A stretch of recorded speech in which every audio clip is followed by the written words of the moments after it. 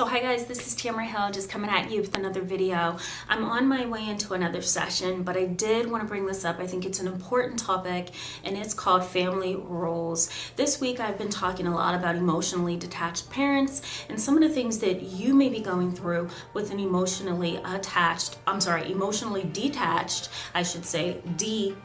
family member or parent. So I think this might be a very relevant video. I'm going to be talking about family roles and some of the roles that we all tend to play. We might actually play these roles on a daily basis, or we might be fixed in those roles where we can't get out of them. So let's go ahead and jump in, okay? All right, guys, so the first role is the family mascot. What is the family mascot? Well, the family mascot is the individual who tends to lighten the load in the family. So let's say your family is burdened by constant arguments, constant disagreements, constant challenges. You guys can't get along, or the family can't get along, and there's always complications. The family mascot is the individual who lightens the load, right? They're usually humorous, they're usually charming, they're usually intelligent, quick-witted. They might even be the cute one. This is the one that all the attention gets placed on when the family is going through a rough patch. The thing to watch out for the family mascot is that although they may be superficially okay, visibly and externally, they look to be one way. On the inside, they may be breaking apart. They may be very lonely and angry and uncertain, afraid and confused. So the family mascot is not a healthy role. As a matter of fact, all of these roles aren't healthy because they have some element of dysfunction. So the family mascot pretty much breaks the tension in the family. They're the ones that kind of, makes everything humorous and kind of breaks the ice and gets things going. So, all right, so the next role is the dependent and the codependent. I talk a lot about codependency because I think it's something that we all go through. I think it's something that I can pinpoint in my own family, and I'm sure it's something that you can pinpoint in your family. The dependent and codependent individual are a little bit different. So the dependent individual is the one who is emotionally needy and clingy. Everybody knows that this person is emotionally needy and clingy. The codependent individual basically relies on another person for their emotional security. The way I like to separate the dependent from the codependent is that the dependent can't do anything without the other individual, and they are very much dependent on the other person. However, the other person may not be dependent upon them. Codependent is when a family member is dependent upon someone, but the other person is also dependent upon that person. Okay, so that's the way to kind of understand dependent, codependent. In dependency, one person is dependent on another. In codependency, both individuals, two individuals depend on each other. So that's another dysfunctional role. If you're interested in the video on codependency, I'm going to break it down for you. I have listed it in this video in the description box. Alright, so the third one is the family scapegoat. The family scapegoat is the individual that is the problem child, right? Everybody's definition of scapegoat is the problematic, the child that needs all of the help. They're the child that should get into the treatment therapy. They're the child that needs to go into the journal. They're the child that needs to be separated from behavior problems, right? The problem is that in the family that doesn't really matter because the scapegoat is the one that takes all of the responsibility. So an example of this would be, let's say Jimmy is my son, and I look at Jimmy and I say, Jimmy, you're the reason why mom can never get a job. You're the reason why mom can never go to bed early, right?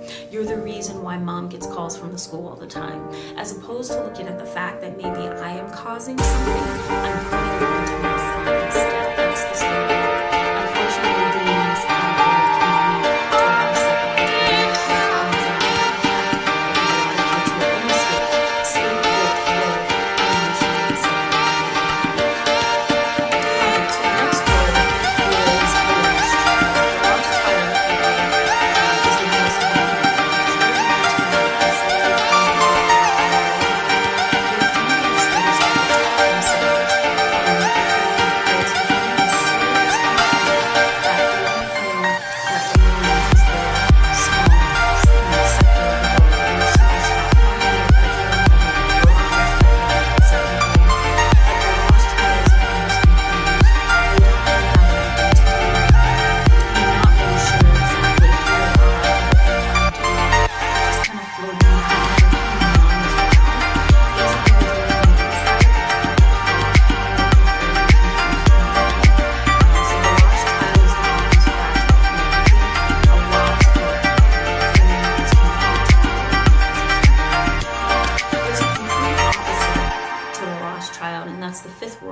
and that's the hero. The hero is the child who is successful, right? They're the ones that went to school. They're the ones that, graduated law school. They're the ones who went to college with no problem. They got married on time. They had kids late in life, right? Everything is perfect for this hero. And they're kind of like the rescuer. They're the individual that is held to a certain standard in the family. The expectations are really high. Nobody really pays attention to the hero because she or he is doing their own thing over there, and they seem to be doing just fine. This is also a dysfunctional role. And I just want to go over that really briefly with you. These are all dysfunctional roles, and here's why. The family mascot is dysfunctional in the sense that they constantly run away from their emotions and their thoughts because they have learned no other way to cope. So what they do is they joke about everything. Everything's lighthearted because they know no other way to be.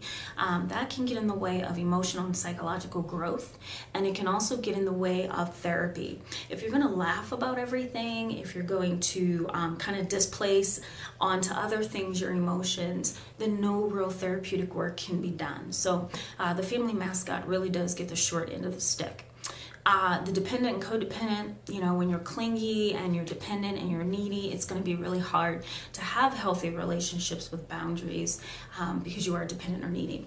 The next is the scapegoat. The scapegoat, well, that's obvious. Most of these kids end up as dysfunctional adults who have very low self-esteem and confidence. They don't know who they are because the entire dysfunctional family has displaced all their emotions and attitudes and feelings and regrets and resentments onto this one child. And so as they grow up, as teenagers, they might engage in self-harm. They might date every boy or every girl that they can find. They might be the oppositional one. They might be the ones who are arrested and put in juvenile detention, things like that, because they have no idea what they're doing. And because everything is put onto their shoulder, they're struggling emotionally. So these particular kids are very vulnerable individuals. They can also grow up into adults who are dependent upon substances to get through. These kind of individuals probably are headed towards codependency at some point in their life. The lost child, I think it's quite obvious. If you're lost, confused, fragile, and needy, you're going to end up in a rut because you're going to try to find your identity elsewhere. You can also become codependent and dependent as the lost child. Your confidence is very low. And it might be really difficult for the lost child to figure out what they want to do in life, so they might spend years, if not decades, just trying to understand who they are. And last but not least, before we wrap up, is the hero. I think the hero child is the individual who feels like they've accomplished so much that they don't have the right to complain.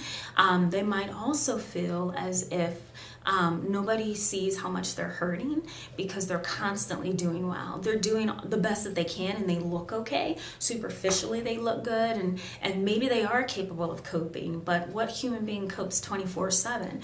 So the hero child might be very lonely.